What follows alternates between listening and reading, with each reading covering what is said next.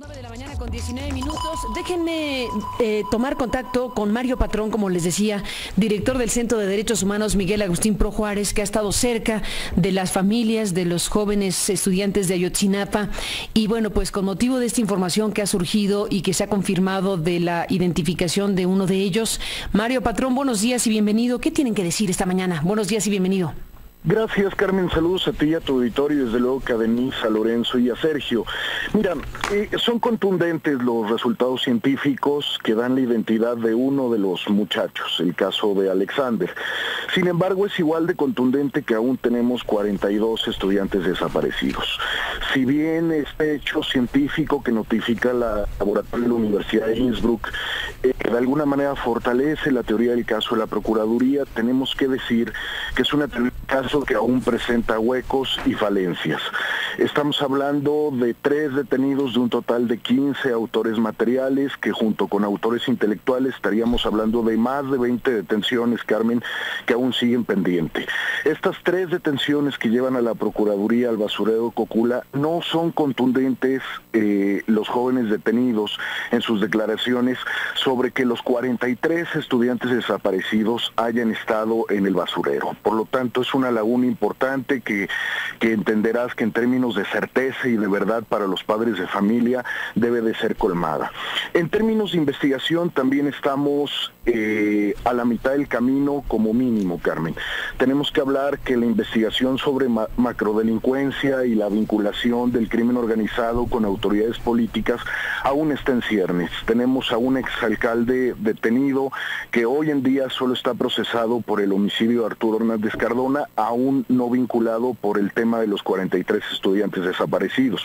Lo mismo que su esposa, que aún permanece en arraigo, es decir, no se le han fincado cargos formalmente. Pero tendríamos que preguntarnos además, Carmen, si la investigación en torno a macrodelincuencia y la aquiescencia y contubernio del crimen organizado con autoridades políticas, en este caso debe llegar como tope hasta el presidente municipal de Iguala.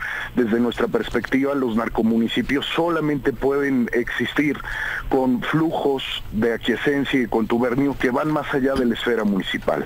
Entonces tendríamos que preguntar si ya se está investigando al exgobernador de Guerrero y a otros funcionarios del Poder Ejecutivo Estatal y del Poder Legislativo Estatal. En ese sentido, aún la tesis, la teoría del caso de la Procuraduría debe de ser profundizada. Lo mismo nos tendríamos que preguntar, Carmen, en torno al Ejército. Estamos hablando de que es la única autoridad federal territorialmente instituida en Iguala. Entonces nos tendríamos que preguntar si el Ejército no tenía información de inteligencia, no tenía sistematizados hechos previos en Iguala que dieran cuenta de este narcomunicipio, y en todo caso si el Ejército no debió poner en aviso a otras instituciones para prevenir estos hechos que hoy significan una emergencia nacional en el caso de los 43 estudiantes desaparecidos. Y por otra parte, Carmen, también mencionar que está pendiente toda la agenda estructural que evidencia Ayotzinapa. Las últimas declaraciones del presidente de la República nos dicen hay que superar Iguala. Lo que tendríamos que contestar desde nuestra perspectiva como Centro de Derechos Humanos y en acompañamiento a los padres y madres de familia es que esto solo se supera con verdad, justicia y reparación.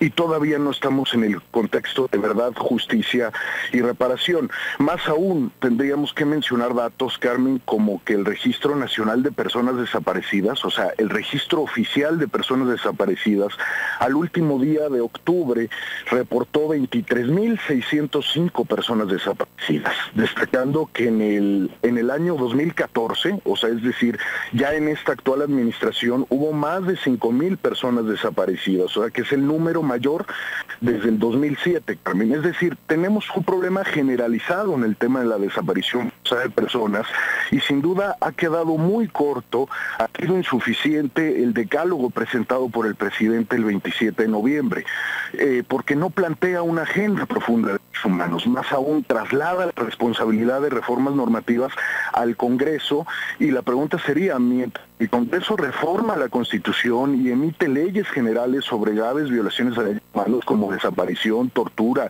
ejecuciones extrajudiciales, donde están los programas de gobierno, las políticas públicas y sobre todo la capacidad instalada que ya advertían tanto Denise, Lorenzo y Sergio. O sea, el hecho de que tengan que participar instituciones extranjeras en este caso da cuenta de la desconfianza de la ciudadanía en las instituciones, pero también da cuenta de la ausencia de capacidad instalada. No podemos dejar de advertir que el gobierno federal ingresa al caso de Ayotzinapa tarde, 10 días después, pero además emite su teoría del caso, que hoy empieza a tener visos de confirmación un mes y medio después. Y tenemos 23.605 personas desaparecidas, por lo menos como pendientes. Estamos a 2 días, Carmen, del 67 aniversario de la Declaración Universal de Derechos Humanos, el 10 de diciembre. Tendríamos que preguntarnos como país qué podemos festejar este 10 de diciembre. Eso es que nuestro emplazamiento desde la perspectiva de la sociedad civil y en el acompañamiento de los padres y madres de Ayotzinapa es al presidente de la República directamente para que presente el 10 de diciembre una agenda seria sobre graves violaciones, sí, y que se retomen todas las recomendaciones de grupos de trabajo, relatorías y organismos internacionales, Carmen. En el punto 6, 7 y 8 del decálogo presentado por el presidente el 27 de noviembre, se retoman recomendaciones que desde el año 2009 por primera vez emitió la Corte Interamericana de Derechos Humanos en el caso Radilla. Es decir, estamos a más de 5 años, vamos tarde sin duda alguna, pero no hay un compromiso institucional. Se presenta un sistema nacional de personas desaparecidas que no es un argumento nuevo, Carmen, es un sistema que se presentó desde julio de este año y que no ha rendido frutos porque, entre otras cosas, no permite tener una política coordinada para prevenir y para una capacidad de reacción frente a la desaparición forzada. En este sentido, Carmen, concluir con que no nos queda duda de que hay cuentas pendientes en términos de verdad, justicia y reparación por lo que toca al caso de Ayotzinapa, a 42 estudiantes que aún no tienen certeza sus familiares sobre su paradero, pero además también hay una gran cuenta pendiente en torno a la agenda estructural que hoy más que nunca es vigente por esta tragedia que estamos viviendo, pero además porque el 10 de diciembre se celebra el 67 aniversario de la Declaración Universal de Derechos Humanos, Carmen. Así es, Mario Patrón, pues como director del Centro de Derechos Humanos Miguel Agustín Pro Juárez, gracias por estar aquí esta mañana y hasta la próxima. Al contrario, Celo.